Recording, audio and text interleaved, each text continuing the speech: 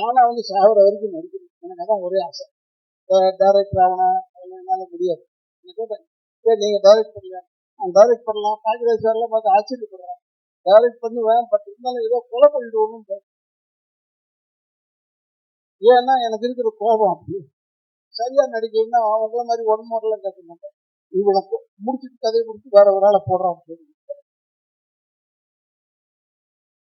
இப்ப பாருங்க, நாளைக்கு டைட்டில் பாருங்க, மீட்டிங் டைட்டில் வரும், கொலை செய்வேன் ராதாகிருஷ்ணன்.